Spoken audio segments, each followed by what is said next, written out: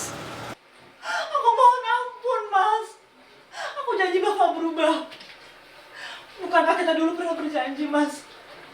Bakal selalu sama-sama dalam keadaan suka dan duka. Omong kosong. Sampai ketemu di pengadilan. Sejak itulah awal mula Astri Oktaviani hidup menjanda, terus menghidupi kedua anaknya hampa sampai mendambakan cinta berikutnya.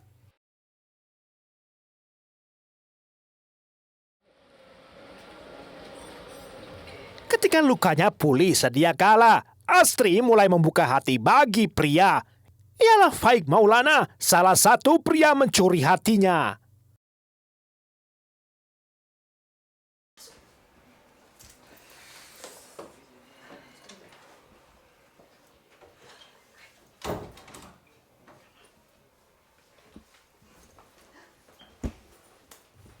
Faik merupakan seorang duda muda, warga Bekasi namun KTP-nya beralamat di Semper Cilincing, Jakarta Utara.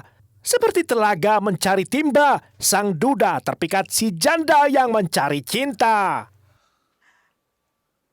Terjadilah hubungan suka sama suka, keduanya seia sekata.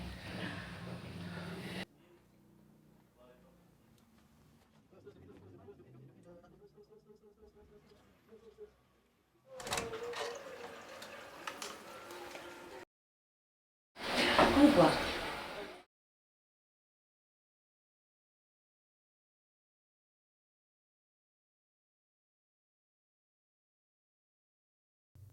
Tiga tahun pacaran pun tak terasa, lantas mereka sepakat menikah. Namun di balik layar, diam-diam Astri bermain ingkar.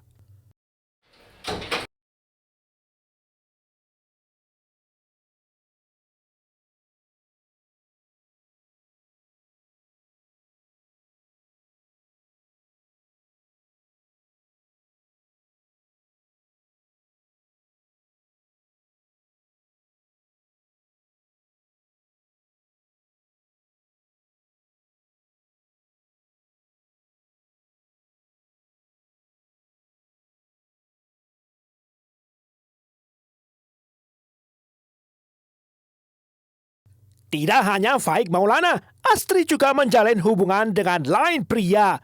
Tentu saja, perilaku menyimpangnya akhirnya diketahui Faik Maulana.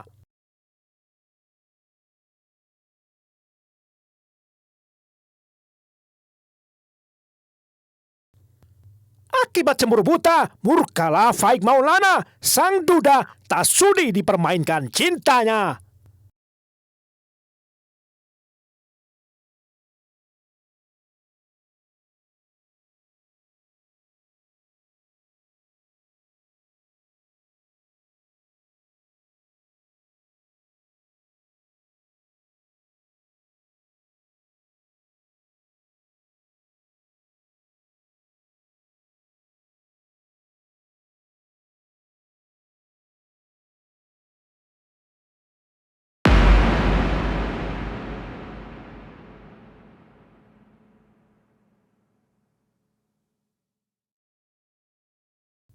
Yang menambah ruwet perkara, hubungan asmara sejoli tidak mendapat restu orang tua si janda, sehingga rencana pernikahan mulai diragukan. Berubah dong. Tunjukkan setia kamu. Tunjukin cinta kamu. Pasang surut hubungan mereka tidak lepas dari kepastian mereka bakal menikah. Pasalnya, 3 tahun Astri menunggu tapi belum ada tanda-tanda. Keseriusan Faik Maulana hanya bisa berwujud kata-kata, padahal harapan Astri digantung cukup lama hingga timbullah nelangsa. Jangan kayak gini dong, kamu tunjukin dong cinta kamu ke aku. Astri didesak untuk berubah, tetapi Faik belum buktikan janji menikah. Lambat laun alasan penolakan orang tua mulai masuk akal bagi Astri pada akhirnya. Ya.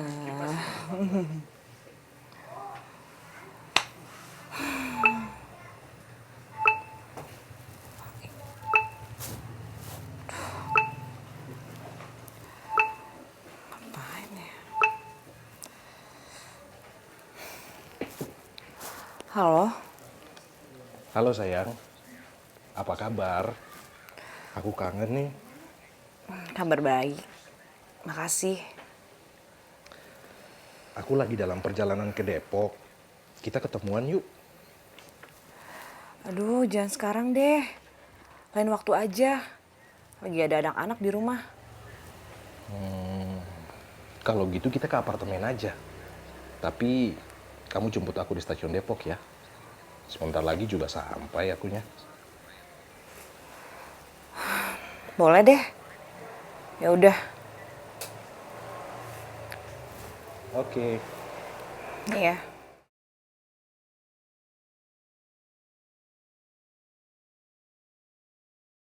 Apa boleh buat? Aku masih suka sama dia. Ya, janji tinggallah janji. Cuman, mau gimana lagi?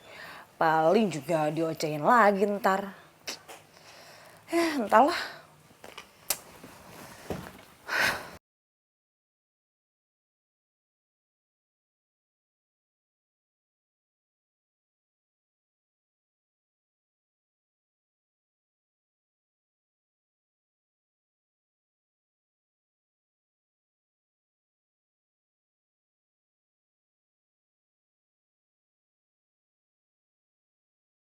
Seperti terperangkap saja, Astri pasrah menuruti kemauan Faik Maulana dalam ikatan janji bakal menikah meski tidak direstui oleh orang tua.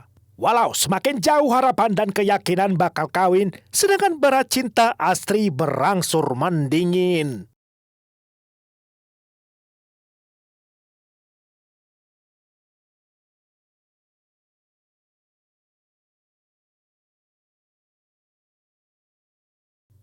Sesuai permintaan Faik Maulana, Astri datang menjemput menggunakan sepeda motornya. Lama tak berjumpa, Faik memendam rindu melimpah ruah. Faik yang datang jauh dari Bekasi juga bermaksud untuk menasihati Astri serta memperbaiki hubungan karena terus berselisih. Tak berlama-lama, mereka langsung menuju ke sebuah apartemen di Jalan Margonda Raya, lokasi langganan kencan mereka. Sekitar pukul 1 siang, Faik dan Astri tiba di lokasi. Kedatangan mereka di lot parkir ruang bawah tanah terekam jelas oleh kamera CCTV. Lalu mereka bergegas menuju lobi. Usai menyelesaikan proses administrasi, pengelola unit pun mengantar sejoli ke unit 2119 di lantai 21 menggunakan lift. Faik menyewa unit selama 5 jam saja dengan tarif seharga Rp175.000. Setelah menerima kunci dari pengelola, Faik dan Astri memacu gairah.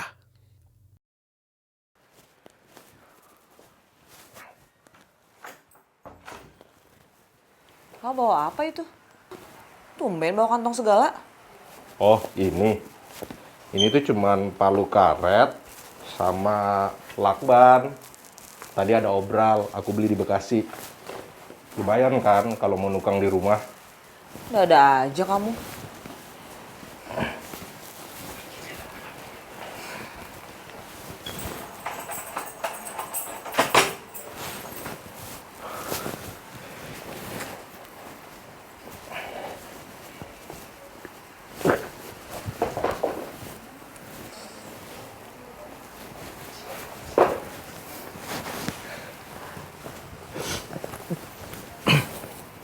Halo sayang. Iya. Kamu setelah lama nggak ketemu, terlihat makin cantik aja. Bisa aja kamu. Beneran.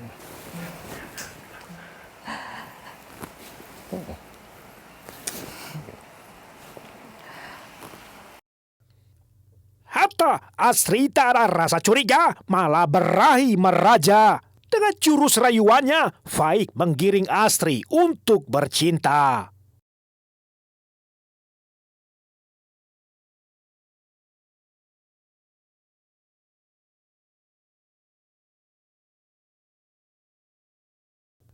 Gairah sejoli begitu membara, ditumpahkan di ranjang asmara.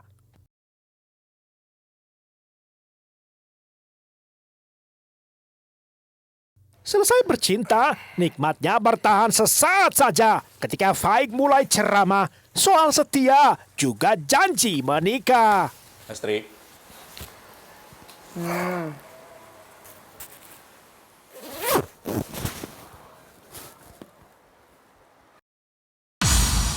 Aku nggak habis pikir sama kamu. Sudah berulang kali aku nasihati kamu supaya jangan jalan sama laki-laki lain. Katanya cinta. Mana buktinya? Sementara aku ke kamu kan sudah setia. Iya, aku tahu. Kita emang udah pacaran 3 tahun. Tapi untuk menikah kan butuh uang. Aku butuh waktu, kerja. Kamu malah sebaliknya. Berubah dong, Asri. Masa sih? Kalau gitu, jangan cuma ngomong doang dong. Mau sampai kapan kita kayak gini? Ya, tapi aku kan setia. Iya, aku setia.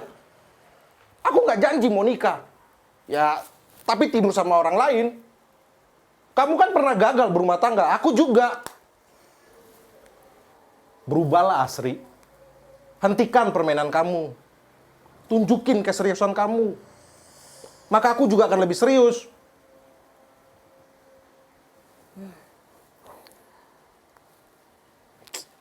Sudah berapa kali sih aku bilang, kalau emang kamu udah gak suka sama aku, ya udah pisah aja. Gitu aja kok repot sih. Tidak segampang itu. Tidak segampang itu aku pindah ke lain hati.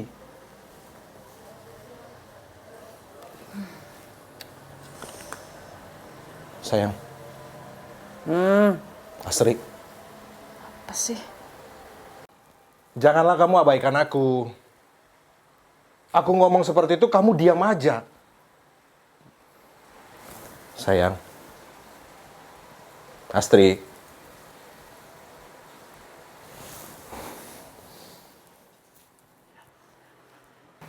Wanita kurang ajar kamu. Kamu pikir kamu lebih hebat dari aku, ha? Dasar beban. Rasakan.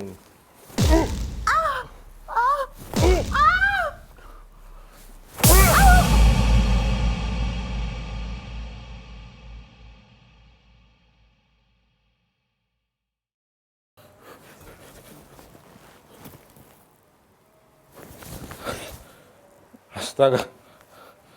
Aduh. Sial. Aduh. Kenapa jadi gini ya? Wah, kayak mesti cepet-cepet nih.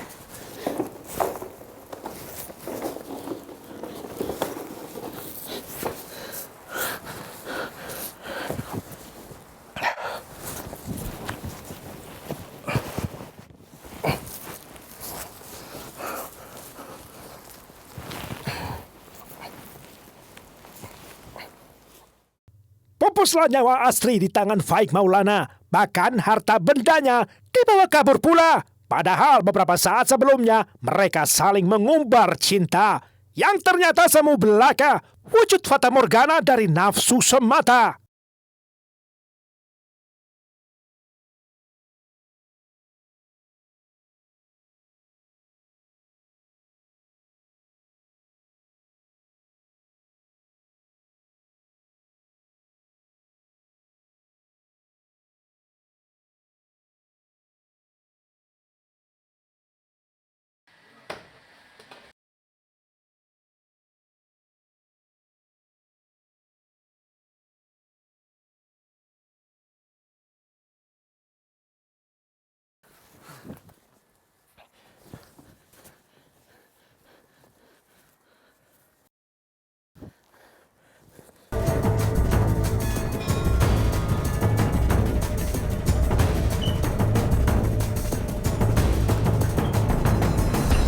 Jenazah Asri terlantar cukup lama hingga akhirnya melewati batas jam sewa.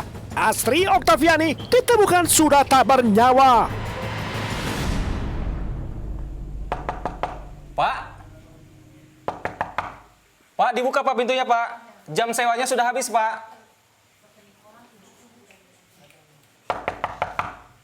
Pak?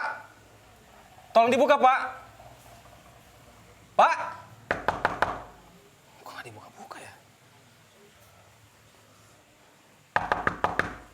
Pak, tolong dibuka, Pak. Kalau nggak dibuka, saya masuk nih, Pak.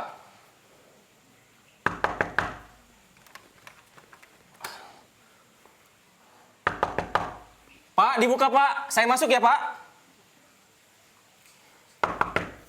Buka ya.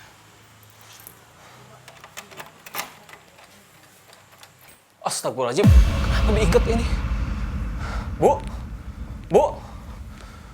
Waduh, diikat lagi kakinya. Bu? Tolong! Tolong! Bapak tahu pelakunya ciri-cirinya seperti apa? Ini sih kayaknya pasangannya sih, Pak. Pasangan. Iya, soalnya mereka kemarin nginep kesini berdua. Terus ya saya buka pintunya tiba-tiba udah keadaannya udah tergeletak begini. Bapak tahu kejadiannya jam berapa? Saya kurang tahu, Pak. Soalnya ini udah jamnya udah habis, jam sewa mereka. Pas saya buka pintu udah seperti ini, Pak, si ibunya. Silakan kita interogasi dulu.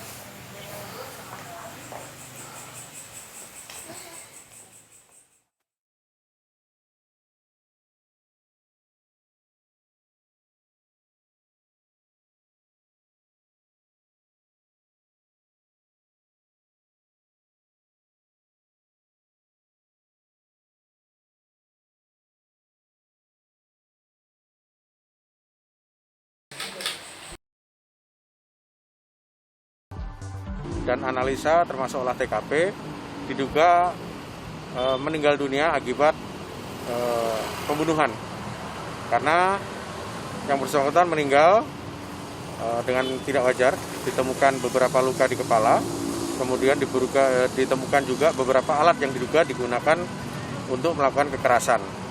Dari situ kemudian kita simpulkan bahwa ada tindak pidana dalam peristiwa penemuan mayat tersebut. Kita tentukan bahwa ini kemudian pembunuhan berencana ya. Kemudian beberapa lokasi dijajaki dari mulai kos-kosan, tempat tinggal, tempat pekerjaan, beberapa aktivitas dari pelaku dan akhirnya ditemukan di tempat pelariannya yaitu di Bekasi ya. Satuan Tugas Polres Depok bergerak cepat memburu terduga tersangka dengan nama Faik Maulana menempati urutan pertama. Keberadaan Faik ditelusuri seksama sampai akhirnya tertangkap dalam waktu 1 kali 24 jam saja. Sebutir timah panas bersarang di kakinya, tindakan terukur polisi terhadap tersangka. Penyidik menjerat Faik Maulana menggunakan pasal pembunuhan berencana dengan beberapa temuan yang menguatkannya. Faik diduga menyusun rencana, menyewa kamar serta membawa alat dari rumah, sehingga Faik terancam hukuman minimal 20 tahun penjara. Adapun motif sehingga terjadi pembunuhan ini, yaitu terduga pelaku merasa jengkel ya, merasa kesal, sakit hati kepada korban karena diduga korban juga memiliki atau menjalin hubungan dengan pria lain ya. Pada saat pertemuan terakhir diduga korban malah menghubungi laki-laki lain ya. Saya sih nggak berniat membunuh. Waktu itu cuma niatnya paling sampai pingsan, terus saya kasih tahu kan cowoknya gitu kan, kalau dia main sama cowok lain lagi kayak gitu. Cuman nggak tahu tiba-tiba kan jadi ribut gede gitu, jadi saya bela diri juga, jadi kejadian. Air mata ratapan keluarga tak kunjung reda ketika Astri pulang sudah tak bernyawa. Sana keluarga sungguh menyesalkan hidupnya. Tak ada firasat buruk pula, kecuali mantan suami korban bernama Chandra. Bahkan terakhir saya bilang jangan hubungi, jangan temui, karena memang laki-laki tersebut tidak baik buat kamu. Saya bilang kayak gitu. Kapan nih Bang? Waktu abang plus minus kurang lebih sekitar hampir setahun yang lalu ya. 2 kali kejadian, pertama ngambil handphone anak saya tegur beliau, dikembalikan, terus beberapa bulan berikutnya ngambil TV tanpa ada orang di rumah, cuma ada anak saya, akhirnya sampai sekarang belum pernah ketemu lagi. Jadi artinya sudah sering melakukan Sering melakukan.